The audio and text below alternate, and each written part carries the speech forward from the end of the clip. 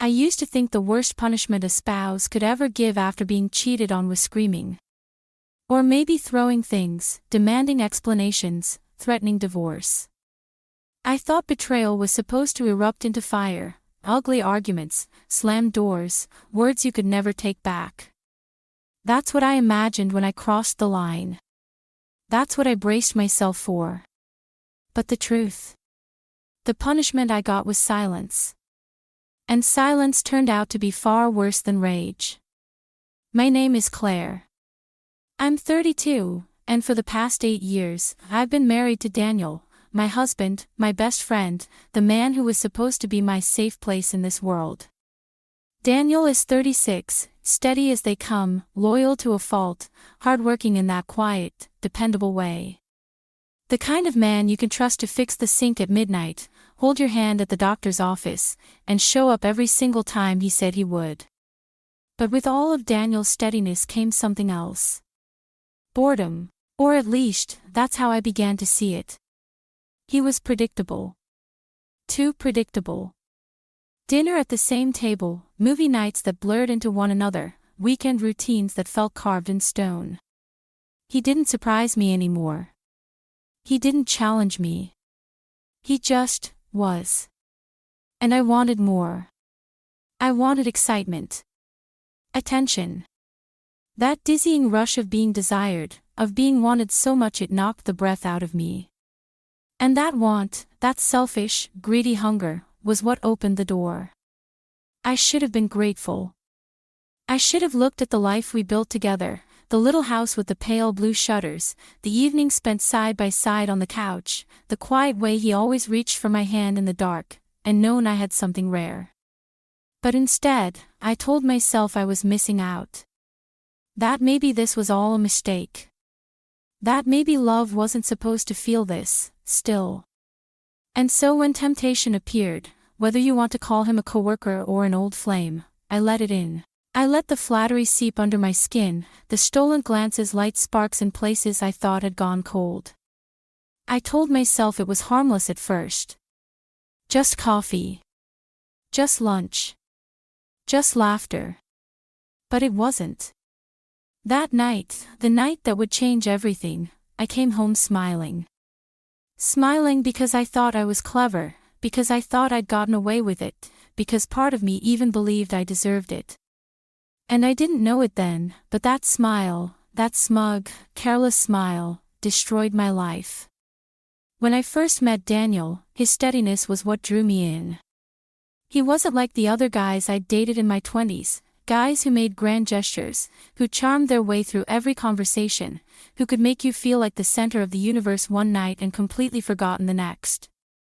Daniel wasn't flashy. He wasn't dramatic. He was reliable. Supportive. Solid. Back then, that kind of consistency felt like gold. He didn't play games. He didn't leave me guessing. He was simply there, every day, every night, like a lighthouse that never flickered, no matter the storm. I used to tell my friends, Daniel is the safest choice I've ever made. And I meant it as the highest compliment. But years passed, and that safety turned into sameness. The routines that once felt comforting began to feel suffocating. I started to notice the silence at the dinner table more than the effort he made to cook. I noticed the way he'd slip into bed, kiss me on the forehead, and turn off the light, when once upon a time, he'd pull me close, whisper in my ear, stay awake with me just to talk. It wasn't that Daniel stopped loving me. I know he didn't. It was that I stopped seeing his love for what it was. And that was when Ethan came into the picture. Ethan was everything Daniel wasn't. He was my coworker, early 30s, with that easy, flirtatious smile that made everyone feel like the most interesting person in the room. He cracked jokes that made the office lighter. He thrived on risk, on pushing boundaries, on chasing thrills. And I was vulnerable enough to let myself be swept up in it. At first, I convinced myself it was innocent. It's just lunch, I told myself when we went out together. It's just texting, when his messages started lighting up my phone late at night. It's just once, I whispered to myself the first time it crossed the line. But, just once, became twice. Then more. And soon I was living two lives, the loyal wife with Daniel, and the reckless woman chasing stolen moments with Ethan. I thought I was clever. I thought I was getting away with it. But here's the thing about Daniel, he wasn't blind. He wasn't stupid. He noticed when I started coming home late, muttering excuses about traffic or work deadlines. He noticed when I dressed up a little more for the office, lingered longer in front of the mirror, added perfume I hadn't worn in years. He noticed when I laughed at texts and quickly turned my phone over. But he didn't confront me. He didn't demand answers. Instead, he gave me silence. A silence I misread as ignorance. I didn't realize then, it was the beginning of my undoing. It happened on a Thursday. I remember because Thursdays were always Daniel's long shift at work. I told myself it was the perfect day. No chance of bumping into him unexpectedly. No risk. Just another harmless lunch with Ethan. Except this time, lunch wasn't just lunch. The stolen glances, the inside jokes, the lingering touches, they all built up to something that crossed every line I once swore I'd never cross. And afterward, when I walked out of that hotel room, my heart was pounding in my chest. Not from guilt. Not even from fear. From excitement. From the rush of it all. I felt alive in a way I hadn't in years. By the time I pulled into our driveway that evening, I was smiling without even realizing it. Smiling because I thought I'd gotten away with it. Smiling because Daniel, in all his quiet steadiness, would never suspect. Smiling because I believed I held all the power, that I could have both, the security of my marriage and the thrill of my secret. But the moment I walked through the door, everything shifted. Daniel was in the living room, sitting on the couch with a book in his hands. He looked up as I came in. His eyes met mine, steady, unreadable. He didn't ask where I'd been. He didn't comment on the way my hair was still a little tousled, or the faint perfume clinging to my clothes. He just looked at me. Then he nodded once, set his book down, and went back to reading. That was it. No smile, no suspicion, no interrogation. Just silence. I froze for a second, waiting for the other shoe to drop. My heart raced, not with excitement this time, but with something colder. Unease. Surely he noticed. Surely he had to say something. But he didn't. He simply turned the page, his expression calm, almost detached. That night was worse. We ate dinner together like always, only this time, the clinking of forks against plates felt louder than anything I'd ever heard. He asked how my day was, in the same even tone he always used. I gave some half-hearted answer. He nodded. And then the silence settled between us like a wall. When we went to bed, he didn't reach for me. He didn't kiss me goodnight. He lay down, turned to his side, and within minutes, his breathing was steady, whether asleep or pretending, I couldn't tell. The space between us felt like miles. The sheets were cold, the air heavy, the silence deafening. And that's when I realized something I hadn't expected at all. His silence scared me more than any fight would have. Days slipped into weeks, and Daniel's silence became its own kind of language. He wasn't cruel. He wasn't cold in the obvious ways a betrayed husband might be. He still cooked dinner some nights, still paid the bills on time, still asked if I needed anything from the store when he left the house. From the outside, our marriage looked unchanged, stable, functional, even normal. But the difference was in the spaces between those little acts. He never reached for my hand anymore. He never kissed me goodnight. He didn't linger in the kitchen to talk while I made coffee in the mornings. He didn't laugh at my jokes, didn't look at me the way he used to. His eyes, once warm and steady, were now distant. Polite. As if I were no longer his wife, but a roommate he happened to share a mortgage with. At first, I told myself he was just busy, stressed with work, distracted. But deep down, I knew. This was intentional. This was his choice. He wasn't giving me anger. He was giving me absence. And in some twisted way, that absence hurt more than any confrontation ever could. I found myself spiraling. I wanted him to yell. I wanted him to slam his fists on the table, to accuse me, to cry, to do something. Anything would have been better than this unbearable indifference. Instead, every time I looked at him, it was like I didn't exist. And while Daniel grew quieter, Ethan grew colder. The thrill that once felt intoxicating quickly began to fade. When I hinted at wanting more, at needing his attention outside of hidden moments, his smile thinned. His text slowed. His excuses piled up.